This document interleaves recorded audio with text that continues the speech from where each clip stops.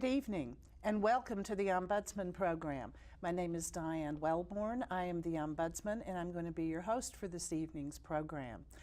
We appreciate your watching, and particularly tonight because we have a very interesting guest and subject matter. My guest tonight is Eric Van Vlyman. Thank you for coming, Eric. Glad to be here. And he is the Executive Director of the Miami Valley chapter of the Alzheimer's Association, but he also has broader responsibilities for the Region 10, no, what's the Region 10, which covers, I will let you say all the states it covers because I will mess it up. Michigan, and West Virginia. Okay, good. Yeah. So you have a lot of Alzheimer's chapters there. Yes. But you're also the Executive Director of ours right here. That so is correct. we're very happy to have you here tonight. And before we go into the questions that I have for Eric and the information he's going to share with the viewers, I'd like to remind the viewers that this is a call-in show. The number should be appearing on the screen so that you can join our conversation. I'd also like to take 30 seconds, I think it is, at this moment and ask the staff if they would play the short video that we have that's produced by the Alzheimer's Association.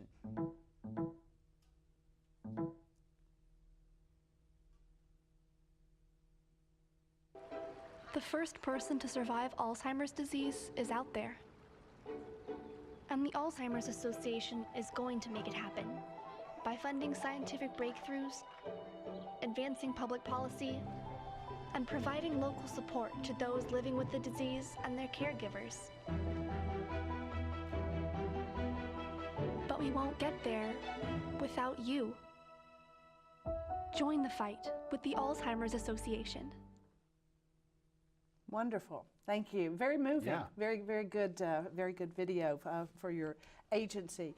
So there's a lot in that video that we're going to talk about tonight. We're going to talk, first of all, about your Miami Valley chapter. Why don't you talk a bit about our chapter, what it does, what its activities are, and the mission of the organization, which is beyond the chapter, but it's part of the chapter. Well, I'll start with our mission, and then I'll kind of dig into what our chapter does. So our mission has really three key parts. One is eliminating the disease. Two is enhancing and providing care and support for all impacted. We'll talk about numbers later. And then promoting brain health. And there's actually some new science that talks about things that we can do to do that. And so we go about that locally. We're trying to get the research message out, but we also have programs. We have program staff who can meet with families, do care consultations. We have a 24/7 800 number, and so our families can call anytime, day or night. And that's one of the core. Of course, education, support groups, early stage services as people are being diagnosed earlier. We had to create services for people with the disease and not just for caregivers. And we have trial match, we have safety bracelets. I could just keep going on. So we do a lot. The main thing I would share in terms of what we're able to do is when a family calls in, we will help them figure out where they're at and then where they need to go next. Okay. Well, while we're on that subject, why don't you just toss out the phone number now? Sure. So that people can... Our number is 1-800-272-3900. Okay. And that's 24/7. Right. Wonderful. Well, we'll come back and give that again if somebody didn't get it written down quickly enough. Can you talk to us a little bit about the prevalence of this disease in our nation and in our local community? So there are right now 5.7 million Americans with that. And the number we're thinking will go up to almost 15 million, almost tripling in the next about 25 years. And so, if you've been driving around Dayton, you'll see they keep building more memory care units. I think we've added almost 4 or 5 brand new ones. And I think we'll see more, so that's just capturing what's going on now. Imagine tripling. And so on top of that, there's caregivers, right? So once you go through this disease, you need help. And early it might be 1 or 2. So we attribute about 3 caregivers. And so that's another 15, almost 16 million people. Locally here in our area, we estimate about 30,000. And again, then about 90,000 caregivers. So in our small area, that's almost 1 out of 10 people who either have it or they're caring for someone who is. That's not even the people who know someone touched by it. That's really a very, very large number. Yeah. Are you able to say how do we compare with internationally? Are there other countries that have such a large amount of this disease? Do you know? Most of the industrial countries have this. Okay. The biggest risk factor is aging. Uh-huh. And so as someone ages, then, by the age of 65, you have a small percentage of chance. By the age of 75, it's now about 20-25%. By the age of 85, it can be upwards to almost 50%. 50% chance. So as we have more and more people aging, hitting over 85, then we're going to see more incidents of that. And that's actually what's happening. I see, because we do have a very aging population, and Yes. people are living a lot longer. Yeah. It's, we have more 100-year-olds today We do. than we did do. a while back. Well, I think now might be a good time to talk to the viewers about the 10 warning stages Okay. about the disease. And for the staff, please, we've brought a slide that the viewers can see about the 10 warning signs. So I'll let you run through those while the viewers look at those. I'm going to pick 3 in particular, all right? And the one that worries everybody most is memory, right? So if you're around any group of boomers, you mentioned memory, everybody's, oh my gosh, it's getting worse, I'm worried. And boomers are really concerned about Alzheimer's, I think even more than previous generations, because they know more. And so one of the things we say with memory is that so when you forget something, when you forget someone's name, or basically your mind will usually continue working on it, and then you'll remember it. With Alzheimer's, you forget and you just hardly even remember that. You just kind of move on, or you're not able to look back and say, what was that name? But when memory starts impacting day-to-day life, when it's making your world bad, when you get lost driving. So that's so we see a lot of people that are out driving, they'll get lost, and people say, oh, they're just getting older. Well, they've driven to, and it's not usually going like a long trip, it's like even going to Kroger's. I understand. And, I think we've seen a lot of cases in the last probably 2 or 3 years where people have driven away and never come back. And a lot of times they're going to a store. So when the memory changes impact day-to-day living, that's when you really need to be concerned. And so it's not just in typical memory. As you age, as you become a boomer and then age into further decades, what happens is your memory slows, and so it does change. And so that's where people get confused of what's normal aging and what's Alzheimer's. And a lot of times, people in the early stages say, oh, don't worry about it. But they start seeing it impact the day-to-day life, but they kind of discount that as aging issues, and it's not. The second one I would mention is losing things and being able to retrace your steps. And again, all of us have lost stuff. I mean, I'm sure all of us have looked around our house. Keys are the worst. One of the things that we see with Alzheimer's is you may lose your keys. Again, you'll have the ability to go back and retrace steps. But somebody with Alzheimer's won't be able to do that. And they might not have just lost them. They would put them in the refrigerator, or you would find things that they did that would be odd and different. And so even losing things, it's more that where they've tucked them away, or you're finding bills stuffed in their room, and they've always taken care of their bills. One of the big areas that we see people lose the ability around, this is actually another one, is performing familiar tasks. 2 things. One is in finance. One of the early warning signs is somebody who's always been able to take care of their finances all of a sudden is making mistakes. They're either not paying, or they're double paying, or all host of everything in between. And so those the paying of bills and all of that is an early warning sign. So one of your families, you see that happen, you need to talk to somebody. Last one I'll mention is changes in personality and mood. And so we see, and it's not just one way or the other, right? So a lot of people will say, oh, well, people with Alzheimer's can become mean. What happens is people with Alzheimer's, their mood and personality will change. So if they were mean, they might get meaner. If they're mean, sometimes we've had people who actually improved. And we had this one family I'll never forget when I worked at a adult daycare, and they came and they said, "Our dad with Alzheimer's is really great." I'm like, "Okay, explain that to me." Yeah. And they said he was a really mean man. He was abusive. I mean, this is back 15 years ago, but he was abusive and mean. And ever since he got Alzheimer's, he hugs us and he shares love with us. It was really something inside him changed. But you can see that on the opposite side. You can see somebody who's been very loving and caring, all of a sudden their personality changes like that. And so those are some of the top, the viewers can look at that list of 10 and, see all of them. Basically, if you go down through the list, if you go to our website at alz.org/care, you can find that list, or you can go to alz.org 10 warning signs. And it will list both the warning sign and like what is age-related normal. And so just looking at the warning signs, everybody might decide they have it. So you really want to look and say, okay, what's aging related, and then what is really problematic.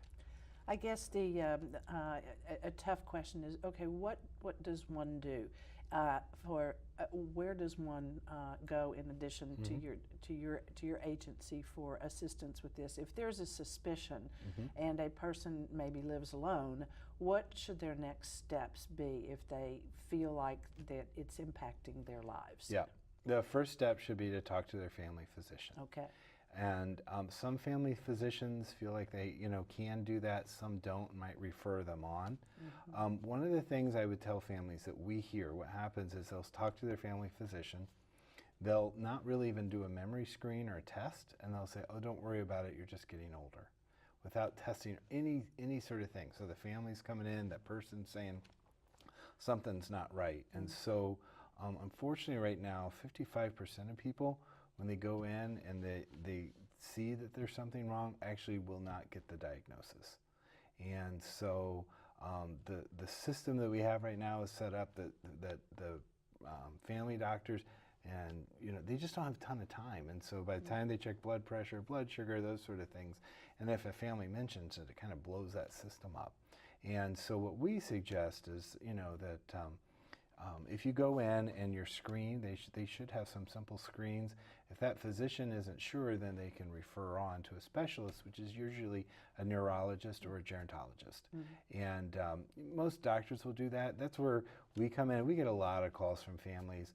And what happens is, I mentioned that 2 years later, when they're told not to worry about it, now they're into the disease much further. And they kind of lived on a premise that wasn't true. And so if you go in and you're just blown off with your concerns, you need to call us and we'll find somebody who can help. But there are many wonderful family physicians and other practitioners who see people, and we'll dig into it a little bit. And so the main thing is go see them, have that conversation. But if they put you off, keep going, and we'll try to help them. Okay, very good. And if a family member, because as you know, we have many individuals who have children that are living far away and are not in constant contact, with their or observing their aging parents' behavior, but may pick up on something on the phone, or what would you recommend for people who are a family member or a neighbor who are maybe observing something? The same thing, try to get the person to their and you mean in either a neighbor where they can't do something, or a family who's far away and they're wondering. So one of the things is our association is nationwide. We have over 80 chapters. So if somebody calls that 800 number, which I'll hit one more time, 800-272-3900, or they can go to alz.org. If they call that, and let's say they're in Colorado, their parent lives in Dayton, or let's say they're watching and they live here and their parents in Colorado, if they call us, what we'll do is help. We'll also help them connect to the chapter there to find out, what's going on and additional resources. And then we can try to set them up with next steps. And then it gets complicated, so we have to find out what resources are around them, who's with them, and what can be done. So if that situation exists, we're happy to help that family. So even if their loved one isn't here, that doesn't mean we won't help them. We'll try to do that. what we find is support groups are really one great place if you're looking for extra support or extra input, because there's a lot of people in support groups who come, and that's sometimes a situation. They're actually caring for somebody, so they can get real practical information from someone else. I've been told we have a caller that's waiting on the line, so you're on the line with us. We'd like to hear your question. Yes, thank you. Thank you so much for this important program. Alzheimer's is such a mysterious disease and creates such anxiety and confusion for family members. I guess I have two questions. The first one is, I've had some relatives and in-laws who it's not clear to me whether what they have is Alzheimer's or some form of dementia. And I know that you just discussed the symptoms or the signs, the warning signs, but I guess I would like to know, is there any way to tell Alzheimer's from dementia? And my other question has to do with protecting Alzheimer's patients that may be in the family. Now, are there resources in the Dayton area for that are placed at the disposal of citizens for protecting people who have become vulnerable because of this disease? Okay. Thank you. Thank you. Thank you. We'll get your questions answered. Thank you very much for calling in. The first, Alzheimer's and dementia. What's the difference? This is always a big one. Yes. It's usually always a first question too. So, dementia is not a disease. It is a set of symptoms that somebody has that impacts their brain, and their cognition is what we call it. And so, if the word dementia is used, all that tells you is that the problem exists, but it doesn't tell you why. And so, because he mentioned the anxiety, a lot of times what we see is people are told, oh, they have dementia, and they're not actually given a diagnosis. Maybe they didn't go through the process, or we've heard that sometimes people aren't wanting to give that word Alzheimer's out, so they'll just say dementia. So then it confuses families. Alzheimer's in particular is the leading form of dementia. It's about 60 to 70% of all cases. The second leading type is vascular dementia. And then there's a lot of people that have both. So vascular dementia, something people might not have heard about as frequent, is when in the blood, the blood vessels, basically small mini strokes over time happen and occur. And it usually will almost follow a similar pattern, but it usually stair steps a little bit more, whereas Alzheimer's is slow and progressive. The caller's question is, how do you know the difference? I would say early on it is a little more difficult, and when you go to a physician, and again, if you go to a physician and they give you a quick memory screen and then they diagnose you, a memory screen actually doesn't tell you what disease you have. All it tells you is, again, there's a problem. There should be much more thorough. So a good diagnosis should include a physical workup, because it could be maybe drug interactions and causing problems. So the physician really wants to look at that. Could be a B12 deficiency. So what the doctor does is they should do a good medical workup and then rule out anything else causing it. They also might send you to a psychologist who specializes in testing, and then the people go through maybe 2 to 3 hours. They might send out for scans and PET scans. So that becomes a doctor's call. But if it's earlier, you'll tend to usually do more of those things. If it's later in the disease where the signs are very apparent, then they will do maybe less of that. Okay. We have another caller, so we'll come back to the other question part two about the protection, if that's okay. Okay, yeah. Yes, caller, thank you for calling in. We'd love to hear your question. Yeah, I just tuned in a few minutes ago, and I heard the gentleman talk about support groups, and I'm a firm believer with looking to people who've had similar experiences to help us when we're having trouble with different things. Can he talk a little bit about where we can find out about support groups? Where can we look for information about where they might be held in our community? Wonderful. That's a great question, and we'll get that answer for you. Thank you for calling in. Yeah, thank you.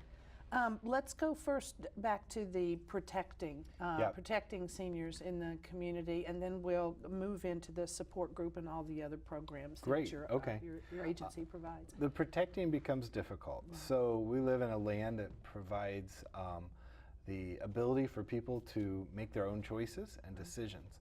Unfortunately, our laws are not set up to deal with so many people living of an age where they become cognitively impaired. And so I'm not sure what prompted this call. We see people, you and I were talking about that, who are, a lot of these folks are financially exploited. We've heard of family or people where tree service, is not picking on tree service, but that was the one that I heard. They came in and went and got $4,000 or $5,000 and actually never even cut a tree. And then they come back. I mean, we've heard all sorts of stories like this. And then actually a lot of exploitation happens with the family.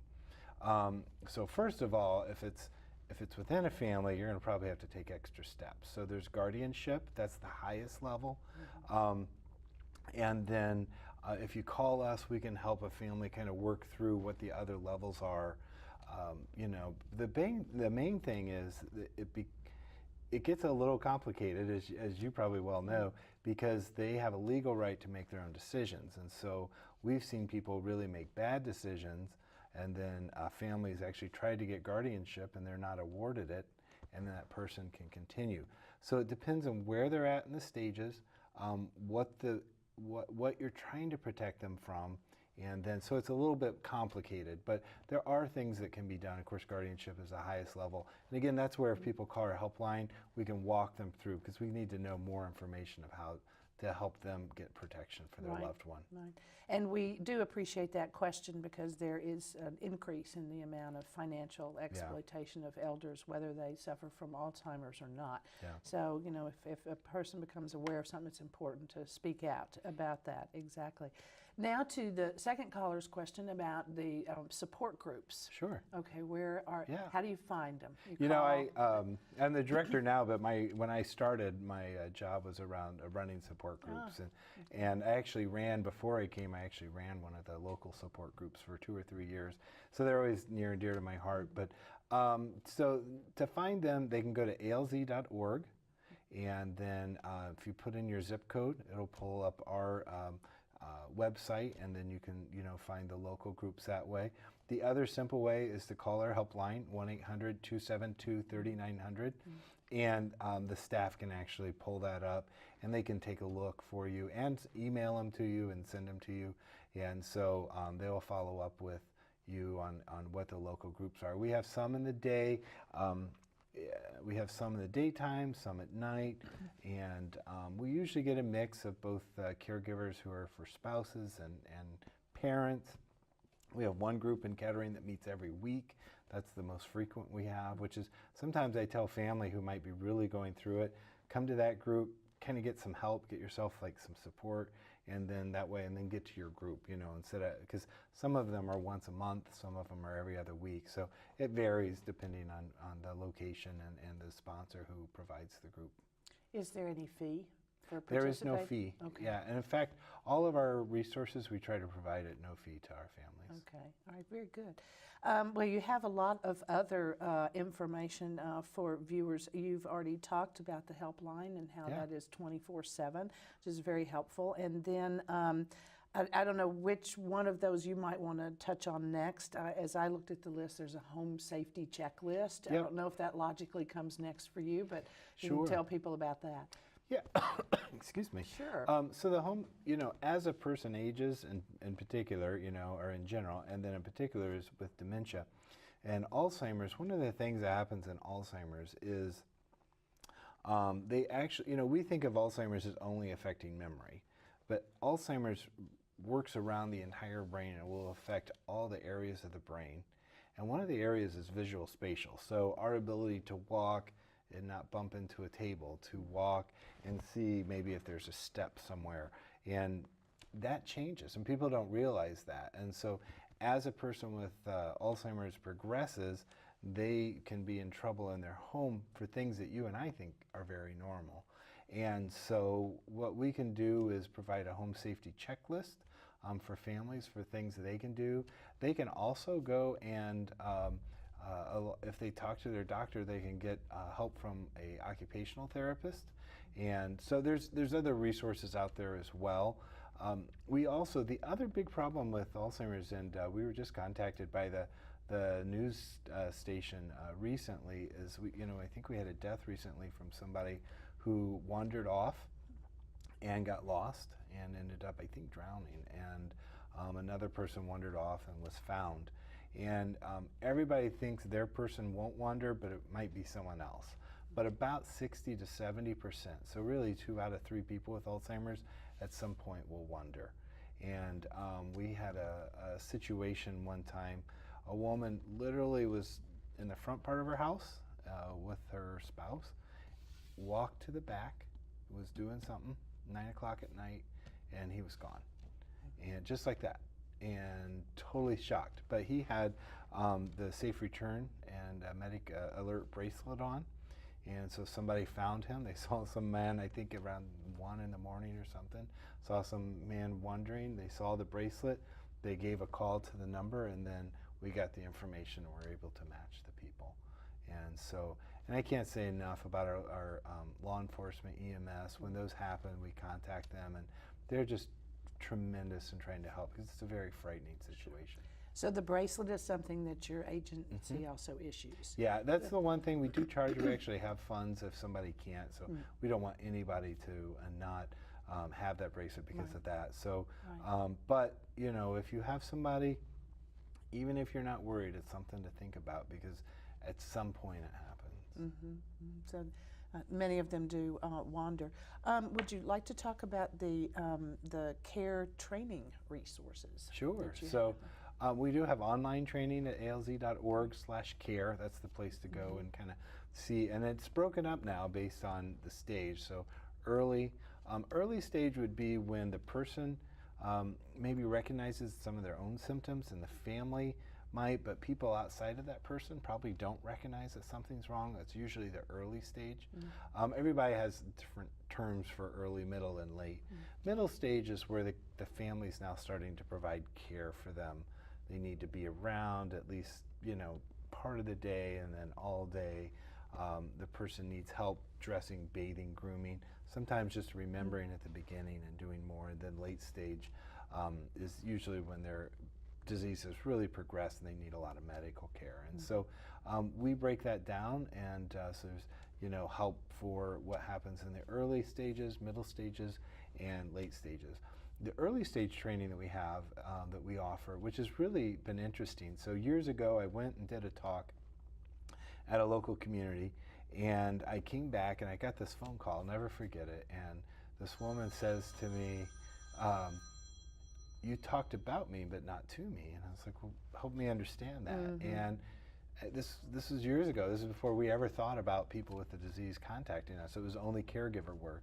And I said, help me understand that. And she said, I had the disease and I came to your talk, but you never talked to me, you only talked about me. And which is true, that's how our training is. So now we actually have programs, early stage programs for people with the disease, people like her who called me, and we do those. So after the diagnosis, it's about a 6 to 8 session program, and the families can come in. We have something for the family and something just for that person, and we're all together and they learn together, and then we separate. And then we have caregiver training on all sorts of topics. We have caregiver training on just the disease. We have training on behavior. So a lot of families are dealing with that day in and day out problems, and there's a lot of behavioral problems. And so we have trainings on that, communication. So we try to cover a lot of the different stages to help people. Oh, that's really very, very good. Are you, talk to us a little bit about the medical intervention and current treatments for Alzheimer's, because once somebody does go and they do have a battery of tests and there is a dementia there, there's something happening and going on, what most frequently is done at that point? Sure. And can it be slowed down? So right now, so let's say you go in and the doctor, says, hey, you have Alzheimer's, and it's kind of a devastating blow at first. More because likely, there's no survivors. That's the so just like your the video clip said. showed we're working towards the first survivor, but we have none yet. So first of all, they're going to probably suggest 1 or 2 medicines. They have a medicine now that combines them, and they work on different parts of your brain, but those medicines treat the symptom and not the disease. So we don't have any treatment that actually slows the disease down, but what will happen is it'll slow the symptoms. Now, if you have the disease, let's say you get diagnosed early, I can tell you stories that I've heard or heard other neurologists tell, is that somebody who wasn't driving, you know, because they were getting lost, so they get on that medicine and they could drive again. And, you know, and again, that won't last forever. Sure. That's a big deal, you know. I mean, as we know, there's not, the transportation system is difficult for people who don't have a car, and so, you know, to help them go from there to there. It could take a person who was struggling buttoning their shirt, and they can maybe button it again. Again, if you're a caregiver, that's big. The problem is that only lasts for a short time, and then the disease just keeps continuing on. So the other thing is, you know, we are working with physicians locally, and we're trying to work with Premier and Kettering Health Systems, our largest, to work on making sure people connect to us. This is a disease that people misunderstand and they don't know. And so one of the things physicians should be doing, and they have so much on them and so many different diseases, and so we always appreciate the work they do. So that's why we're trying to think about it from a systems perspective, but helping them connect with us and with information. I can't tell you how many families have told us that they were literally sat down, told they had Alzheimer's, said, I'm sorry, and then they told them to come back in 6 months. There was no information, nothing, no support, and so we can help with that. We can help with the information and support. So we're always looking for physicians who want to partner with us, and we actually have a physician referral process so that can happen. So they should probably get put on one of the medications, and then suggested to go somewhere and get more information are the 2 key things. The doctor should also look, at some common things, right? So blood sugar, that can so if your blood sugars are way out of control, if that's not controlled, that actually impacts your memory and your cognition. If your blood pressure is out of control, that can actually cause, because we know some people have Alzheimer's and vascular dementia together. So the physician should be looking at their full medical situation. Right. Okay. Well, thank you for that. I also know that the Alzheimer's Association does a lot of fundraising in order to help discover a cure or to bring us survivors. Or there's a lot of research going on. So, can you talk about that a little bit to inform the viewers about what is actively being done to try to deal with this disease? Yeah, and this is where I think it's exciting, and a lot of people have questions, what can we do now? Like, is there anything we can do? So let me talk first. You mentioned fundraising we do, and what that does in Dayton and some of our surrounding communities, we have walks. People can always find out about their local walk at alz.org/walk, and they could go type in a zip code anytime, and they'll locate them to their closest walk.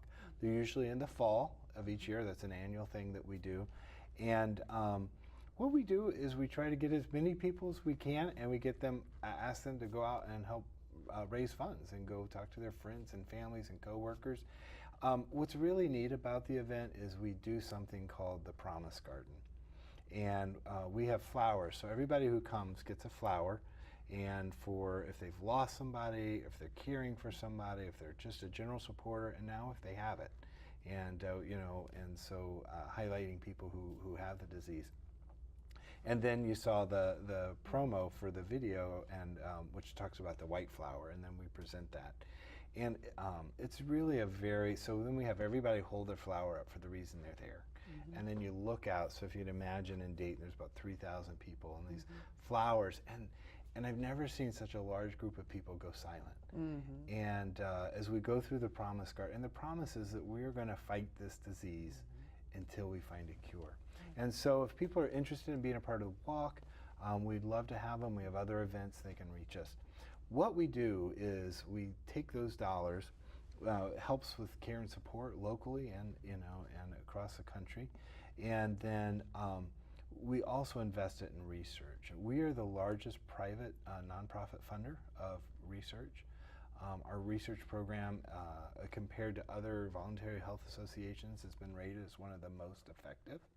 And one of the things that we do that I think is amazing is we go out and this summer I was able to go to our international conference and meet these young scientists who got one of our grants. And so what we do is we try to fund startup ideas because the national government has continued to grow. I can come back and talk about that because that's been an exciting piece of, I think, why people should be more hopeful now. But even with those, the government doesn't want to give money to somebody who has an untested idea. But scientists won't go to an area, to study if there's no dollars there. And so what we try to do is we take money that people donate and we invest it into research at a starter level based on, we have 4,000 people who read the studies from across the world. We have almost $160 million right now in studies across the world and multiple countries because we believe the answer could be found anywhere and we want to go where the best science is. So we fund those researchers and we start collecting the data on the science and then try to share that out. What's exciting is then when the government, the National Institutes of Health and Aging in particular, what funds a lot of the larger research, and then of course you have the pharmaceuticals funding, a lot of times they will look to us to say, hey, where did you fund, and we've seen that. One of the biggest things that have come out recently is the scanning.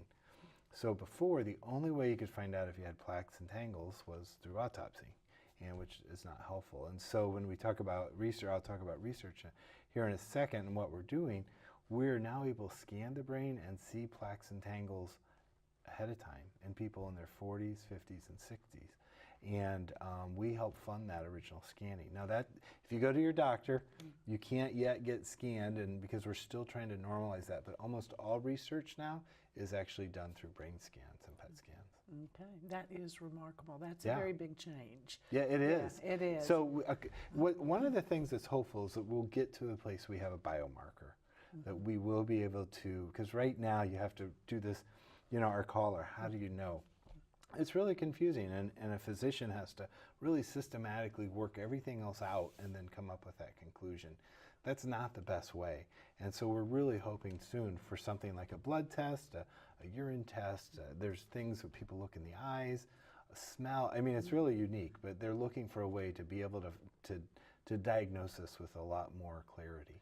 Are there certain places that are doing more scanning, like centers that are doing scanning, or is it still not really ready for use that way, for diagnostic use? Most studies now, that's kind of a standard. And so even in Dayton, Ohio, we probably have 2 or 3 centers here who are actually doing current research. And so part of that research might be scanning.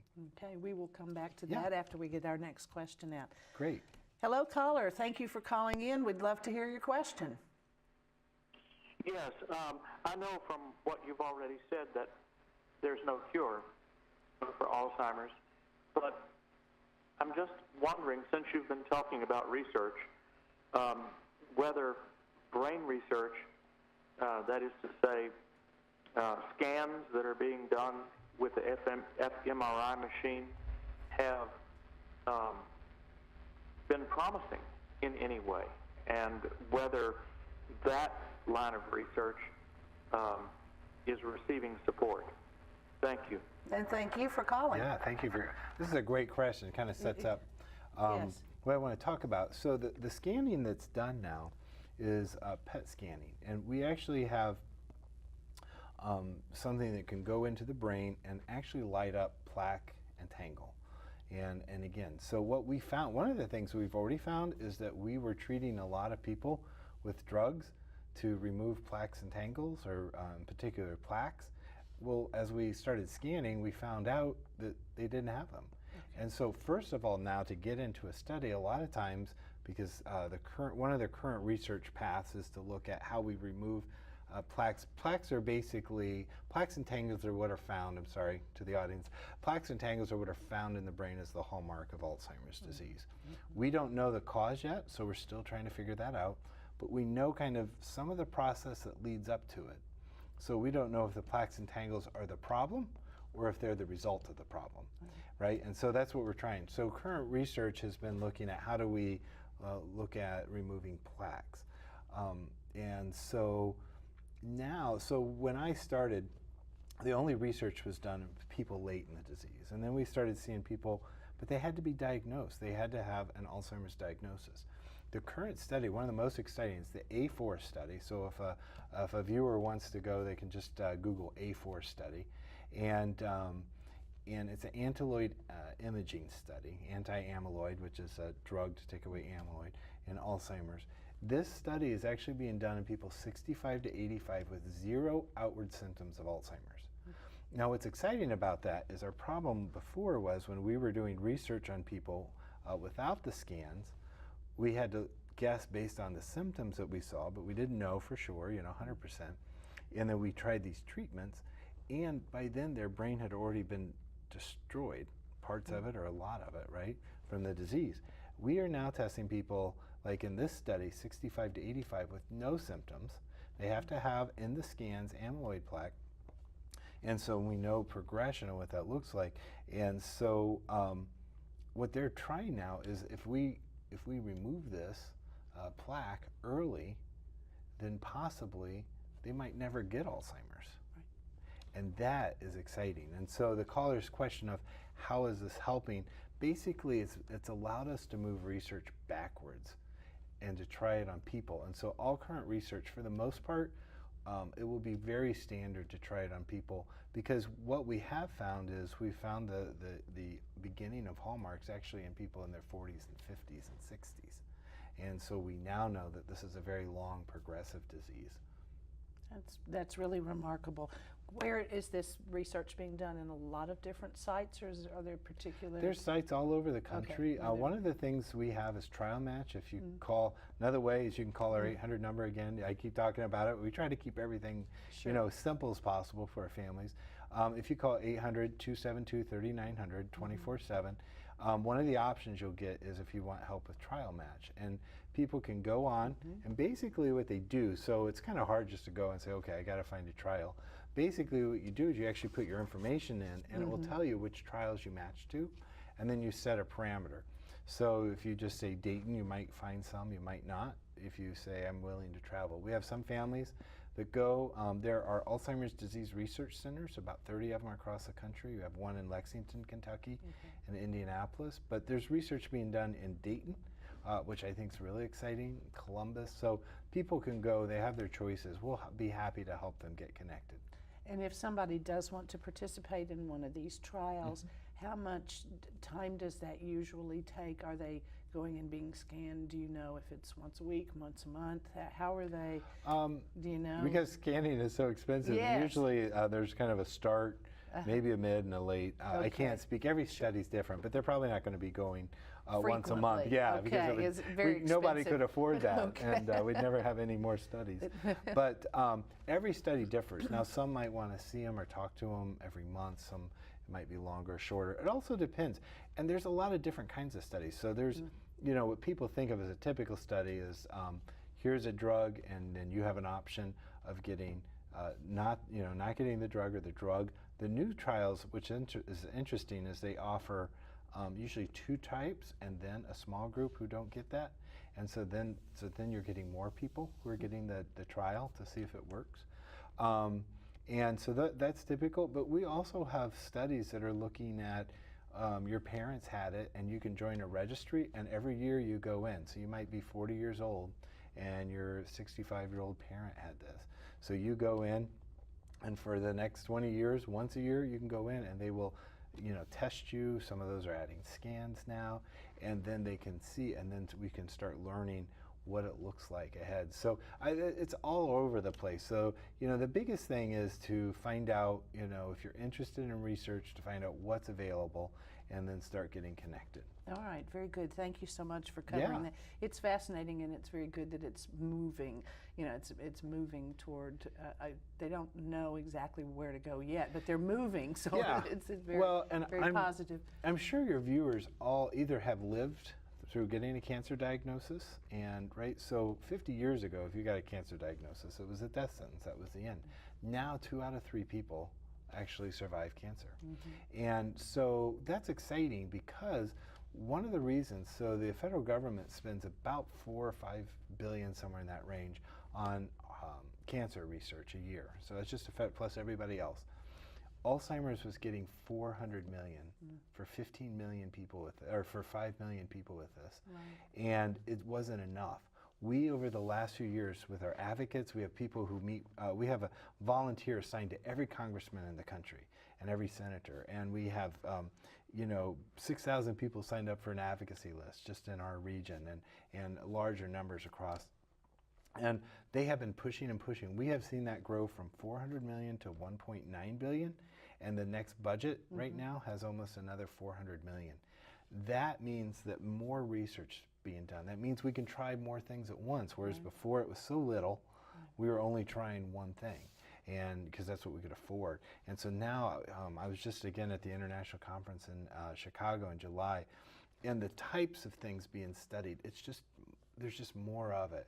And so again, that's one of the things, we talked about the walk. One of the things a walk does is makes it a public issue, and it brings it up into awareness for people and for decision makers. And brings money into to help spread the research base. I don't want the time to get away from us before we can talk a bit about how people can volunteer with your organization and how they can help, what they can do. I'm sure people do want to give back who have either benefited from the support they've received, or what kind of options are there for volunteers? One of the things I'll tell you is some people ask me what I love about my job, and honestly, the volunteers. We are surrounded. We have a local board here, so we have volunteers that help lead the cause in the area. We have people who come in. We have somebody right now who comes in, and when everybody walks and they send this money in, we have to track that, and it goes on their thermometer. And so we have a volunteer helping with that. We have people who we staff our front desk, so to use our dollars as much as we can for research and care and support. We have volunteers staff our front desk. We're always in need of more people helping at the front desk, and so they get to greet people coming in, and some people who have the disease or their family does. We have support group leaders. All of our support group leaders are volunteers. We are now pushing towards all of our more of our education being done through volunteers. So we need people who are able to go out in the community and help share the message. Last year we touched 3,000 individuals just in our area, but we got 30,000 and another 90,000 caregivers. And so we're really interested in expanding reach, and that will only be done with volunteers. And again, the best way, call our 800 number, 800-272-3900, and when you talk to the person, tell them you're interested in volunteer, and then we will follow up. But our walks, our committees, 20, 30 people on a committee, we need people who want to help us raise funds, and some people who run the walk and all the logistics. And if you have a skill or interest, if we can find a way, we'll surely get you involved. Okay, that's great. So I'm sure you will raise some volunteer effort out of that. And for some of those things that you mentioned, there's some training for the volunteers. Yeah, absolutely. Receive the training before they're out they're there. let loose. Before they're let loose and helping people. Currently, do you have a number of how many volunteers are connected with the chapter right now? Yeah, so in day-to-day, like you come to our office, we might have 20 or 30 kind of core volunteers to our office. Right. We probably in the walk, just in our Dayton walk, we might have 20 or 30 kind of volunteers just helping to lead and run it. And then the day of, maybe almost another 300 or 400. So if you add, we have 5 walks. If you add up all the volunteers helping with our walks and different committees that we have and our board and support group leaders, educators, we probably are, at least over 1,000. Some, again, some are one day, they come out that morning, and help us set up. Every week or every month. And then, we have some people, we've got one support group leader in Kettering. She's been doing it, I think, I've been here 7, she's been doing it over 20 years. And they meet every week. She's there about once a month. But for 20 years, this lovely soul has just come and helped families. You know, it's just amazing to see. It's nice. Wonderful people. That is wonderful.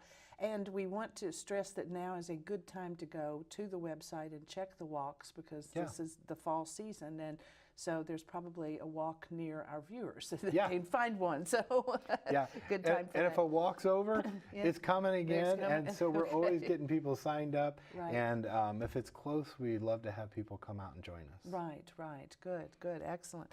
And are you in particular, I mean, is there a certain volunteer job that you are recruiting for now, or just the person should just appear and you'll see, Sure. see how you If can someone use has an interest, if they come and talk to us, we'll try to find a place. You know, finding the right fit is very important. And sometimes people try different things, or sometimes people come in and start.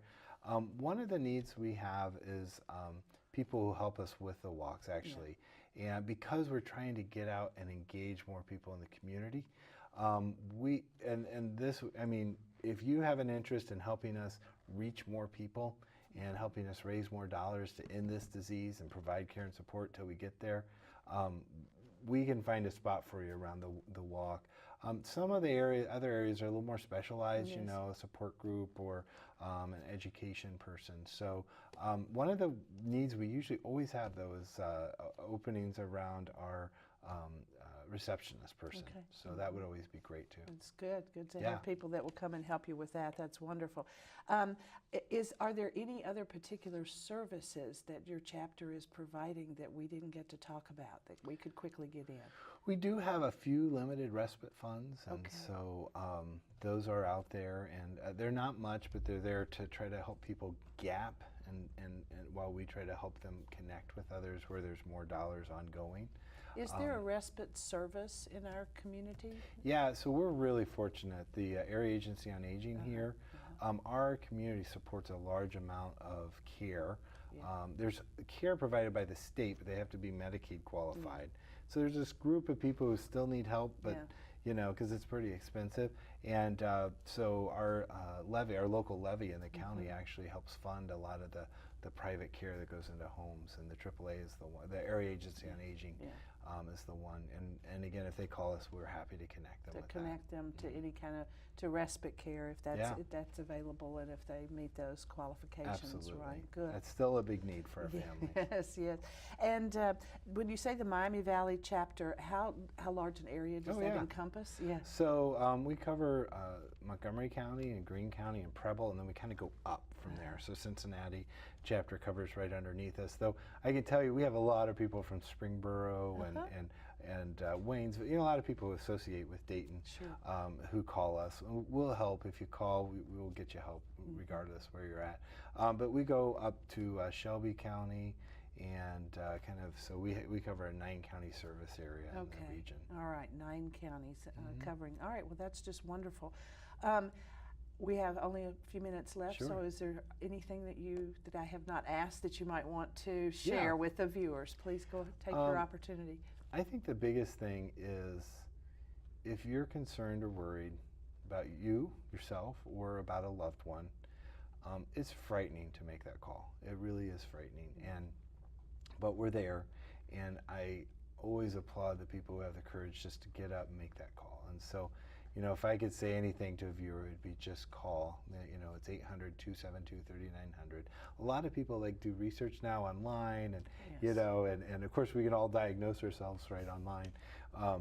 But you know, it's a serious matter, and the earlier somebody can find out, the better, because it takes out the mystery of this. I think the one caller said it's a mysterious disease.